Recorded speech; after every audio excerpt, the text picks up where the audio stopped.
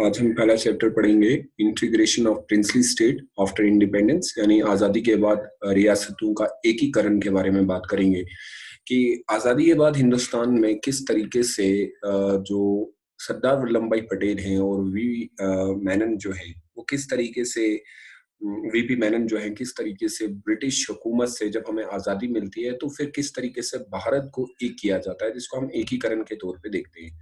ये post independence का part है और ये वाला पार्ट बहुत इंपॉर्टेंट रहता है। आपने देखा होगा कि बहुत बार यूपीएससी इससे मेंस में जो हमने प्रश्न पूछता है। इंडिया जो है वो किस तरीके से बटा हुआ था आज़ादी के एक्ट के बाद। 1947 का जो एक्ट आता है उसके बाद जो एक्ट के बाद जो है इंडिया आज़ाद भी हो जाता है, लेकिन उस आज़ादी के बाद आखिर किस तरीके से भारत को एक किया गया, जिसको हम यूनिफिकेशन भी कह सकते हैं, यानी एकीकरण होता है, यूनिफिकेशन ऑफ इंडिया। इसको हम अगर यूनिफिकेशन ऑफ इंडिया भी कहें तो गलत नहीं होगा। यूनिफिकेशन ऑफ इंडिया यानी भारत का एकीकरण। और यूनिफिकेशन ऑफ इंडिया को करने के पीछे हम सब जानते हैं कि सरदार वल्लभ भाई पटेल का बहुत बड़ा हाथ था। और लेकिन इसके साथ साथ जो उनके साथ जो दूसरे थे जिनके बारे में अभी रिसेंटली करंट अफेयर्स में भी क्वेश्चन थे, वीपी मेनन का नाम आता है। तो यहाँ पे हम वीपी मेनन का नाम लिखते हैं कि इन्होंने किस तरीके से जो है काम किया और किस तरीके से भारत को जो है एक करने में बहुत बड़ा सहयोग निभाया। और भारत जो कि बिखरा पड़ा हुआ था अलग अलग स्टेट्स में, उसको कैसे इन लोगों ने किस तरीके से किन पॉलिसीज के थ्रू जो है एक किया और लोगों तक जो आज हमें भारत दिखता है। अगर मैं भारत का एक मैप भी ड्रॉ कर लेता हूँ तो आप अगर देखेंगे तो ये भारत जितना भी एरिया आपको दिख रहा होगा, ये सारा का सारा बिखरा पड़ा हुआ था। हर एक स्टेट कहीं ना कहीं आपको ये दिखेगी वो इंडिपेंडेंट थी। और इस स्टेट में नियर अबाउट कुछ 500 अबो स्टेट ऐसी थी जिनके अपने प्रिंसली स्टेट्स थी, उनको हम प्रिंसली स्टेट्स कहते हैं। और हर कोई स्टेट अपने आप को इंडिपेंडेंट कहती थी और हर कोई राजा अपने तरीके से रूल करता था। लेकिन अब सवाल ये था कि आखिर भारत को अगर एक करना है, यानी उसको एकीकरण करना है, तो वो कैसे करना है। अब हम जब पढ़ते हैं और करंट अफेयर्स में भी पढ़ते हैं कि जब अंग्रेजों ने भारत को आजादी दे दी, जो सबसे बड़ी मुश्किल आ रही थी वो ये थी कि हम किस तरीके से इस पूरी इंडिया को एक करें, इन स्टेट्स को अपने साथ जोड़ें, प्रिंसी स्टेट्स को अपने साथ जोड़ें। तो उसमें हमें बहुत ज्यादा टाइम भी लग गया और साथ में हम जब अभी देखते हैं कि सरदार वल्लभ भाई पटेल के ऊपर जो है स्टैचू ऑफ यूनिटी जो बनाया गया, वो कारण ही ये है कि उन्होंने यूनाइट किया था और फिर उनके साथ वीपी मेनन भी साथ में जुड़े हुए थे। अभी करंट अफेयर्स में सवाल ये भी पूछा गया था, जब अभी कुछ दिसंबर की मैं बात कर रहा हूँ, बहुत ज्यादा चर्चा में था कि क्या उस समय और कुछ किया जा सकता था या और किसी तरीके से इनको जोड़ा जा सकता था। जिसमें काफी हैदराबाद का आता है, जूनागढ़ का आता है, ट्रेवनकोर का आता है, पाकिस्तान के कुछ एरियाज जो है जो उनके पास थे, बंगाल का किस तरीके से हुआ। सो इन सारे, और जम्मू एंड कश्मीर पर्टिकुलरली जो आर्टिकल 370 के ऊपर बात बनती है वो कैसे साइन किया गया। सो इसके ऊपर पूरी बात करेंगे और देखेंगे कि किस तरीके से आजादी आई इंडिया में और आजादी के बाद क्या क्या प्रॉब्लम फेस करनी पड़ी जिसकी वजह से हमें यूनिफिकेशन, और किस समय सरदार वल्लभ भाई पटेल को किसने कहा था कि हमें किस तरीके से यूनिफिकेशन करनी है और क्या उन्होंने कहीं और से यूनिफिकेशन सीखी या उन्होंने कहीं और से इसका कंसेप्ट लाया। वो सारी चीजों के बारे में बात करेंगे। अब देखिएगा कि जैसे ही भारत आजाद होता है, एक जो इश्यू खड़ा हुआ था वो क्या था। सबसे पहले हम ये जानते हैं कि इंडिया ने जब आजादी हासिल की, जिसके तौर पे हमें एक एक्ट भी पास होता है, the Indian independence act, the Indian independence act, the Indian independence act. और ये कौन सा एक्ट है भाई? 1947। आपने देखा होगा लक्ष्मीकांत में भी ये बहुत एक्ट के बारे में उसमें भी बताया गया है। और जब हम हिस्ट्री पढ़ते हैं तो उस समय भी हमें ये एक्ट पढ़ना पड़ता है। The Indian independence act of 1947, जब हम आजाद हुए, इस एक्ट ने एक चीज प्रॉब्लम क्रिएट कर दी। उस प्रॉब्लम का नाम था कि जो प्रिंसली स्टेट थी, जरा इसको देख लीजिएगा, ये नोट कर लीजिएगा, ये इंपॉर्टेंट है। अब देखिएगा जैसे ही इंडिपेंडेंस एक्ट पास होता है तो इंडिपेंडेंस एक्ट ने आजाद तो हमें कर दिया, लेकिन इसने एक चीज ये की थी, it gave the princely state, जो प्रिंसली स्टेट यहाँ पे थी, गेव प्रिंसली स्टेट्स। अब स्टेट्स को क्या मिल गया? जितनी भी प्रिंसली स्टेट्स थी, एन ऑप्शन एक ऑप्शन उनको दिया गया। अब ऑप्शन क्या था? एन ऑप्शन टू एक्सीड, या तो वो एक एक्सीड कर ले, एक्सीड जुड़ जाए, accede to the newly, to the newly. अब न्यूली क्या थी हमारे पास? न्यूली बर्न, कौन कौन सी? बर्न इंडिया, क्योंकि भारत और पाकिस्तान अलग हो चुके थे, इंडिया और पाकिस्तान। यानी इनको इस एक्ट से ये दिया गया कि देखो आप तो प्रिंसली स्टेट्स हैं, क्योंकि उस समय 500 से ज्यादा प्रिंसली स्टेट थी, आपको हम ये ऑप्शन देते हैं, यानी कि अंग्रेजों के थ्रू ये ऑप्शन दिया गया था कि आप या तो एक काम करें, या तो आप इंडिया के साथ जुड़ जाए, ठीक है, या फिर पाकिस्तान के साथ जुड़ जाए।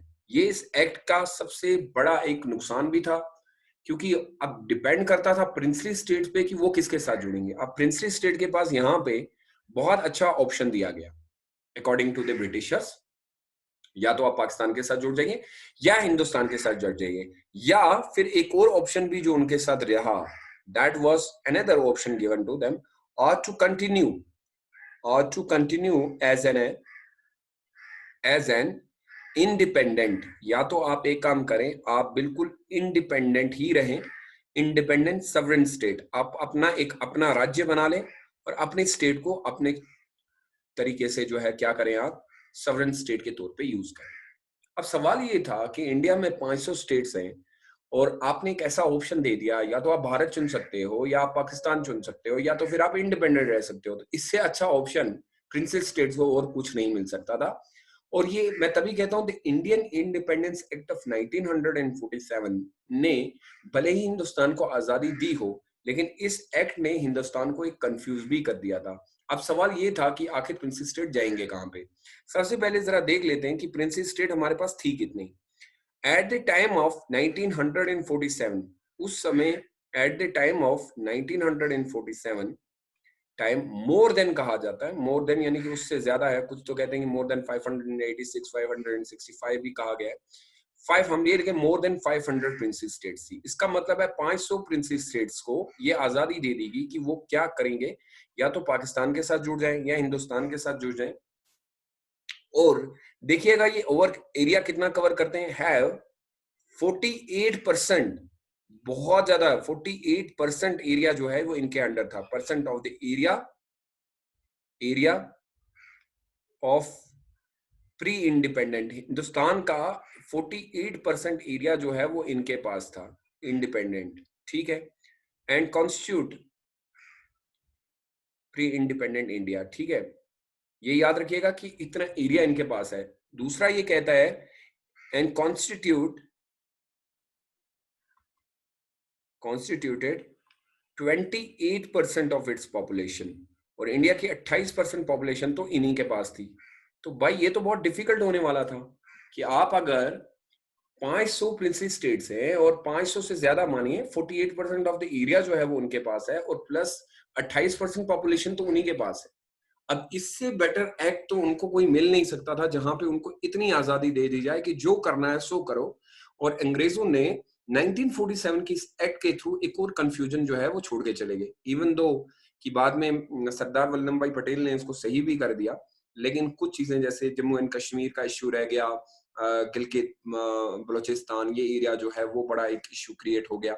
लेकिन फिर भी हम देखते हैं कि आखिर ये प्रॉब्लम स्टार्ट हुई कहां से। तो प्रॉब्लम ये स्टार्ट हुई थी एक्ट से। 1947 के एक्ट में ही अगर ये चीज ना लिखी गई होती, शायद ये एक्ट उस समय थोड़ा सा रिवील किया गया होता या इसके ऊपर चर्चा किया गया होता, तो शायद ये प्रॉब्लम नहीं होती।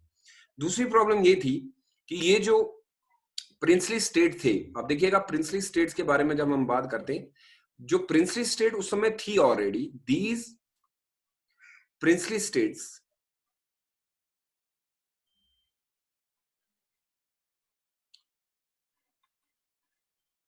प्रिंसली किंगडम जो थे उस समय, these princely kingdom were not largely, oh sorry, were not legally तो ये लोग पार्ट ऑफ ब्रिटिश थे नहीं, were not legally part of the British India के पार्ट नहीं थे। लेकिन प्रॉब्लम ये थी, बट इन रियलिटी अगर आप देखेंगे, बट इन रियलिटी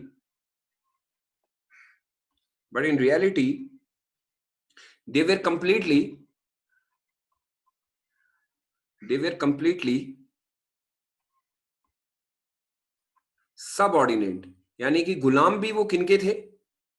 गुलाम तो थे ही इनके, subordinate to the British crown.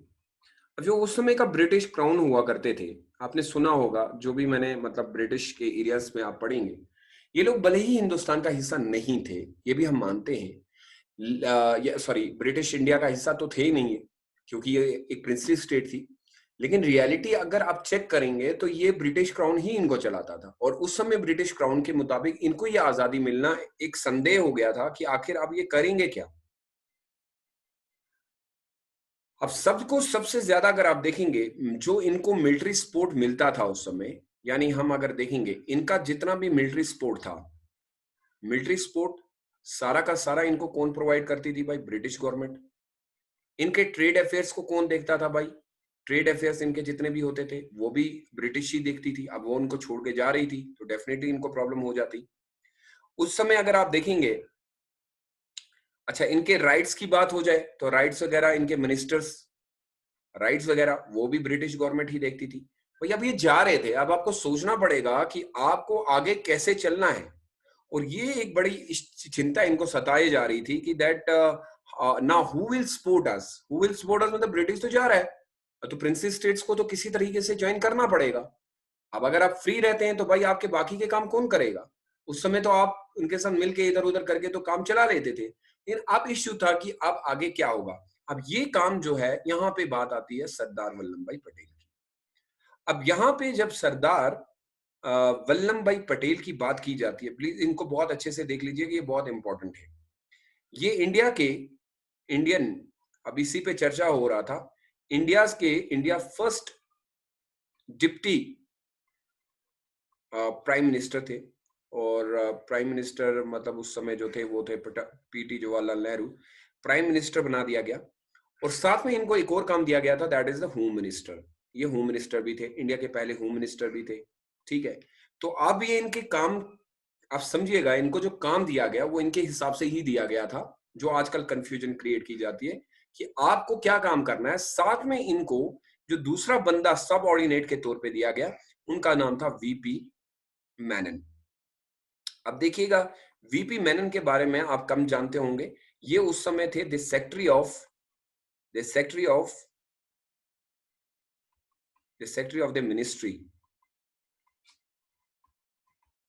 Ministry of the states. ये सेक्रेटरी थे of the ministry of the state उस समय। तो इनको ये काम दिया गया था कि आपको किसी तरीके से ये कंफ्यूजन जो क्रिएट करके चले गए ब्रिटिशर्स लोग, आपको किसी तरीके से इंटीग्रेट करना है, यानी कि इन जो अलग अलग प्रिंसली स्टेट्स हैं उनको एक करना है।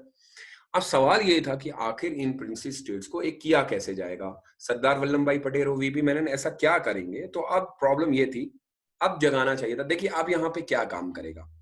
अब हम जब भी इनके बारे में पढ़ते हैं, क्योंकि करंट की न्यूज बहुत आ रही है, सबसे पहली चीज जो ये क्रिएट करेंगे,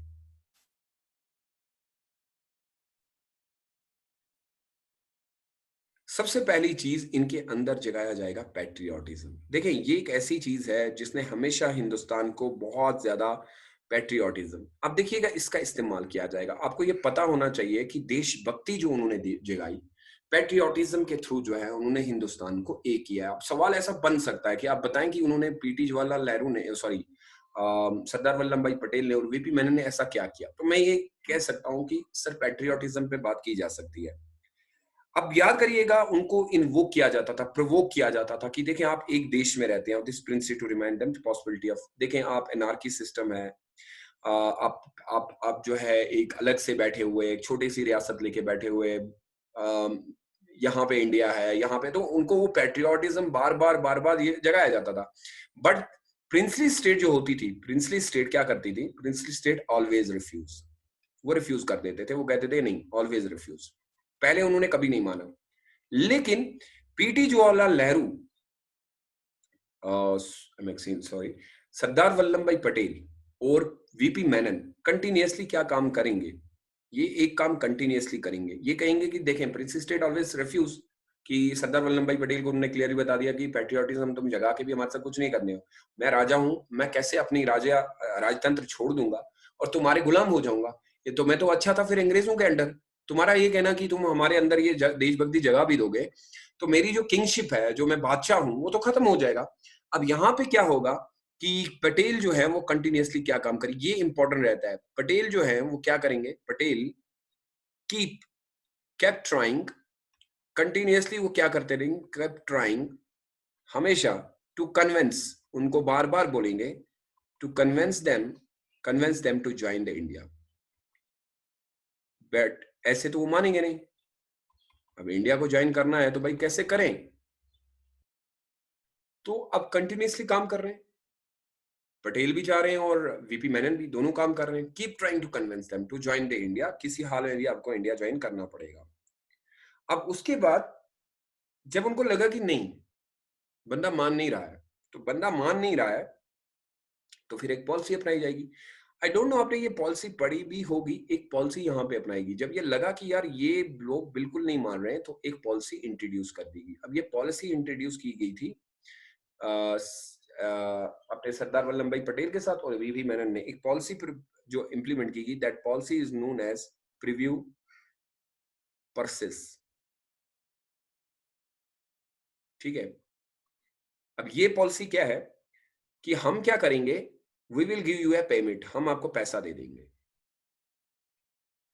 पेमेंट दे देंगे, पेमेंट किनको दे देंगे भाई, payment to made to royal families, जो उस समय राजा महाराजा थे उनको हम पैसा दे देंगे, रॉयल फैमिलीज।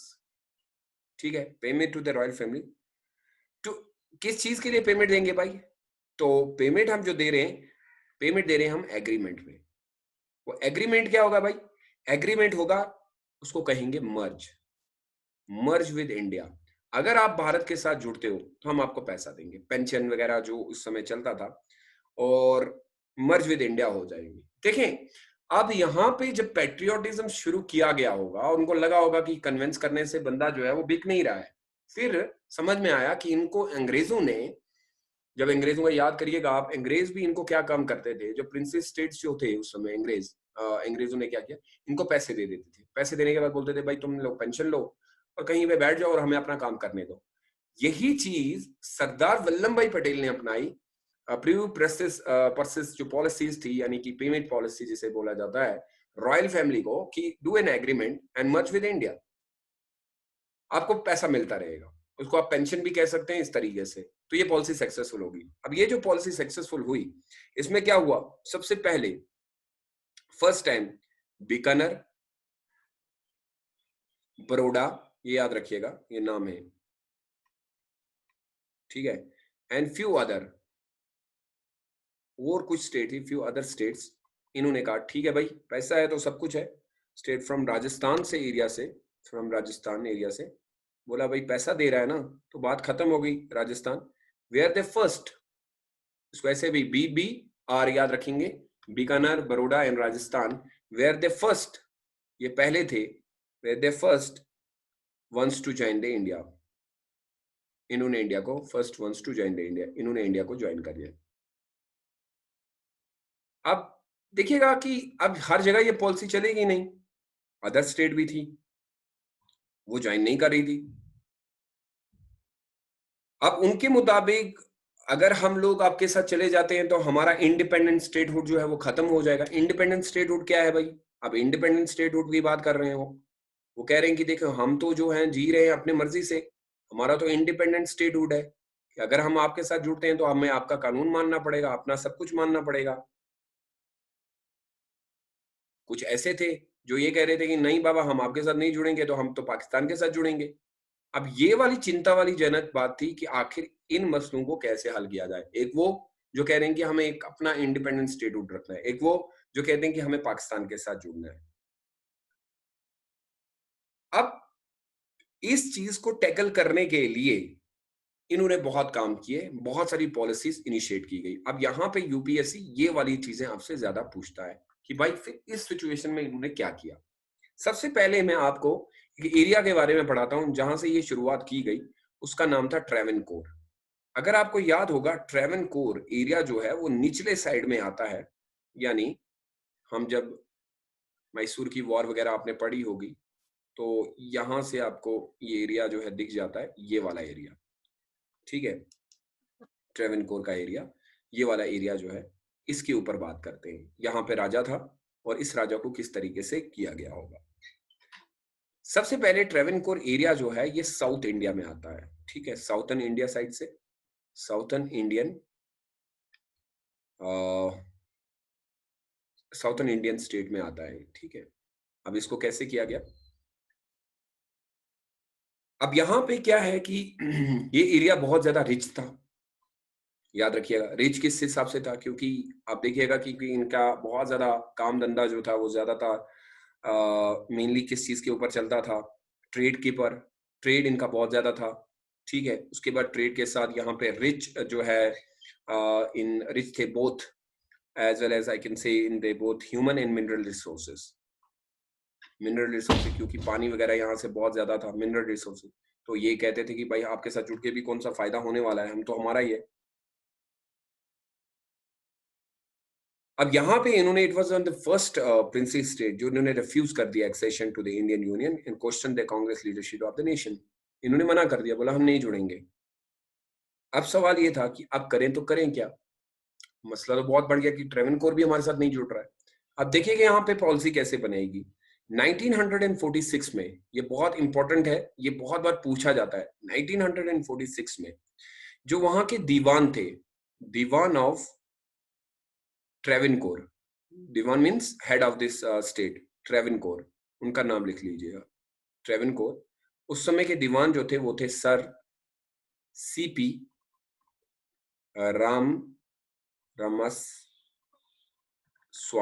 रामस्वामी अय्यर, ठीक है, रामस्वामी अय्यर, रामस्वामी अय्यर जो थे वहां के दीवान थे। और उन्होंने ये कहा था कि that I am going to start a independent state of Travancore that would be open the idea of signing a treaty with Indian union. मतलब मैं रहूंगा, लेकिन मैं as a declared his intention that forming an independent state, मेरी अपनी state होगी, would be open to idea of signing a treaty with the Indian union, हम लोग इंडिया के साथ भी काम करेंगे। सो स्वामी जो मैं पढ़ रहा हूँ, सर सीपी रामस्वामी अय्यर जो थे, is also said that he has a secret ties with the UK government. मेरी जो ब्रिटिश गवर्नमेंट है उनके साथ भी अच्छी खासी दोस्ती बनती है, और वो भी मुझे कह रहे हैं कि आप इंडिपेंडेंट यहाँ पे रखें अपने इंडिपेंडेंट रेवेन्यू को, in the hope of they would get exclusive access to यहाँ पे जो मिनरल कॉल्ड मोनो मिनरल्स वगैरह निकलते हैं उनको भी चाहिए, रिच एरिया है, तो ब्रिटेन को भी कुछ फायदा वगैरह चाहिए। तो लेट जुलाई 1947 तक ये कहानी चलती है, और उसके बाद his mind soon after he survived, एक अचानक से he stuck to his position till the late जुलाई 1947 तक, 1947 तक मैं बता रहा हूँ, 1947 तक ये बंदा यही सब कुछ कर रहा है, बोला नहीं नहीं जुड़ूंगा, मेरे साथ भारत, मेरे साथ अंग्रेज हैं, मेरे पास सब कुछ है, मेरे पास रिसोर्सेज हैं। तो 1947 तक he changed his mind soon after he survived an accession attempt by a member of the Kerala socialistic party ने उनको गिराने की कोशिश की, और जुलाई उसको लगा कि नहीं, अब मेरे लोग मुझे खतरे में पड़ रहे हैं, तो सोशलिस्टिक पार्टी जो वहां की थी केरला की, उन्होंने उसके ऊपर अटैक कर दिया। उसको लगा कि अब जो है soon after he survived assassination, उनको कुछ खतरा शतरा आ गया था मारने पीटने का, वहां नहीं जाते हुए। तो यहाँ पे आप याद रखिएगा कि फिर 1947 जुलाई 30 1947 को ट्रेवनकोर जो है क्या करता है कि बोलता है बाबा माफ कर दो, I will join the India, मैं इंडिया को अब ज्वाइन कर लूंगा। अब देखिएगा एक स्टेट, जब उसको लगा कि देखें, मैं वही बात कहने की कोशिश कर रहा था कि ये प्रिंसली स्टेट जो उस समय सरवाइव कर रही थी ना, इनको करवाने के पीछे सबसे बड़ा हाथ जो था वो था किसका भाई, ब्रिटिश गवर्नमेंट का, क्योंकि ब्रिटिश गवर्नमेंट को ट्रेड में भी मदद कर देती थी और सब्सिडरी अलायंस में भी, क्योंकि ट्रेवनकोर खुद भी सब्सिडरी अलायंस में ही था। तो इनको लगा कि बाबा ऐसा नहीं है कि हमारे पास रिच रिसोर्सेज हैं तो हम कुछ भी करेंगे, हमारे ऊपर खतरा कहीं से भी आ सकता है, then it is better to join with India rather than remaining independent. तो यहाँ पे अब यूपीएससी देखें, Sardar Vallabhbhai Patel has played a vital role for bringing the India into India को यूनिट इंटीग्रेशन करवाने में और इंडिया को एक कराने में उन्होंने बहुत बहुत इंपॉर्टेंट रोल प्ले किया। मैं ये नहीं कह रहा हूँ, but there one thing should be remember always कि जब भी आप कोई आंसर यूपीएससी मेंस का आंसर लिख रहे हो, it does not mean that कि उस पर्सन ने सारा कुछ खुद ही किया है। कुछ चीजें खुद भी हो जाती हैं। जैसे आपने ट्रेवेनकोर का देखा, ये बंदे को लगा कि नहीं खतरा है, सोशलिस्ट पार्टी केरला की मेरे ऊपर अटैक कर रही है, then why not to join with the India. और 1947 जुलाई 30 1947 को बंदे ने डेफिनेटली डिसाइड कर लिया कि नहीं भाई, अब तो मेरा खतरा ही है, मैं बेटर है कि अपना काम खुद ही कर लूं। अब इस तरीके से कहानी जो है वो चलती रहती है। अब देखिएगा एक्ट के मुताबिक अब जो 1947 एक्ट ऑफ 1947 जो है वो क्या कहता है, और फिर ये दीवान जो है 1947 तक जो है इधर उधर करता रहता है कि किसी तरीके से। और उसके बाद इन 1947 जुलाई 1947 बेसिकली जो है ज्वाइन कर देता है। उसके बाद जो कहानी चलती है वो जोधपुर की चलती है। अब ये देखिएगा जोधपुर जो एरिया है ये राजपूत एक स्टेट है। अब राजपूत उन दिनों के योद्धा कहलाए जाते थे और ये अपने आप को कहते थे कि भाई हमें तो किसी चीज की जरूरत ही नहीं है। यहाँ पे जोधपुर अगर एरिया आप देखेंगे, यहाँ पे हिंदू किंग हुआ करता था। अब हिंदू किंग था तो इतनी उम्मीद की जा सकती थी कि ये इंडिया के साथ ही जुड़ेगा। लेकिन जो पॉपुलेशन थी, प्रिंसली स्टेट थी, despite have a Hindu king and large Hindu population, और हिंदू पॉपुलेशन भी थी, पॉपुलेशन भी हिंदू ही थी। तो कुछ कह सकते हैं हम कि इंडिया को एकीकरण में कुछ धर्म के ओर पे भी किया गया है। और स्ट्रेंगली हेड टिल टुवर्ड्स पाकिस्तान की ओर तो उतना ज्यादा नहीं था। तो यहाँ के जो उस समय के किंग थे, जोधपुर के प्रिंस जो थे, उनका नाम था हनवंत सिंह। अब देखिएगा कि बंदा अकेला रहना चाहता है, तो इसने कहा कि देखो मैंने एक चीज नोटिस की कि मुझे पाकिस्तान से एक बहुत अच्छा ऑफर आ रहा है, better deal from the Pakistan since he state was continuous with the country. तो वो कहता था कि देखो मैं जोड़ूंगा भाई उसी के साथ जो मुझे ऑफर अच्छा देगा। तो बंदे को ये कह रहा है कि मुझे बहुत अच्छा है। तो जिन्ना रिपोर्टेड है given the maharaja sign it a blank sheet of paper. उसने तो जिन्ना ने जोधपुर के इस राजपूत को बोला ये ले एक शीट, ये है व्हाइट शीट, इस पे जो लिखना है वो लिख ले, मैं दे दूंगा। The list of all his demand, जो तुम्हें डिमांड डालनी है वो डालो और हमारे साथ जुड़ जाओ। और फिर बोला कि तुम्हें मैं ऑफर करता हूं free access to Karachi port, जो भी एरिया कराची का है वो भी, तुम्हें मैन्युफैक्चरिंग इंपोर्टेड जो भी मिलिट्री एग्रीगेशन स्पोर्ट्स चाहिए वो भी मैं दे दूंगा। Patel immediately connected with the Prince and offered him sufficient benefits. अब पटेल यहाँ पे उनके साथ जुड़ते हैं, बोलते हैं कि भाई सुनो, तुम्हें जो ऑफर मिल रहा है उसका ऑफर का डबल मैं भी दे रहा हूँ। मैं तभी कह रहा हूँ कि आपको ऑफर बाय ऑफर मिलेगा। सो Patel assured him that importing arms would allow Jodhpur would be connected with Kathiawar by rail and India would supply grain to it during the famines वगैरह जो गरीबी है। हम लोग तुम्हें वो कराची से जोड़ेंगे ना, तो हमें काठीवारा से तुम्हें जोड़ के जो है सब कुछ देंगे। सो ऑन 11th अगस्त याद करिएगा 1947 को Maharaja Harwant Singh king of Jodhpur signed in association to the state of Jodhpur was integrated to Indian dominance. फिर इंडिया के साथ ये जुड़ जाते हैं और उसके बाद फिर जुड़ता है हमारा भोपाल। अब मैं ये तभी कह रहा हूं कि आपको एक पढ़ना पड़ेगा, डिप्लोमेटिक वे में ये किया गया। सो कल हम भोपाल के बारे में पढ़ेंगे। आई होप इसी तरीके से मैं सारी स्टेट के बारे में एक एक करके बताऊंगा and you will like it about the Indian state, how had they been integrated, and we'll come to know about the Sardar Vallabhbhai Patel, how he has created all this. So I finally मैं इसको आपको एक बार सरदार Vallabhbhai Patel को union territory के तौर पे आपको बताऊंगा कि इनका बिस्मार्क जैसा कैसा रोल है। So bye bye, tomorrow see you tomorrow at the same time. Till then take good care of yourself, stay safe and stay blessed. May Allah bless you all.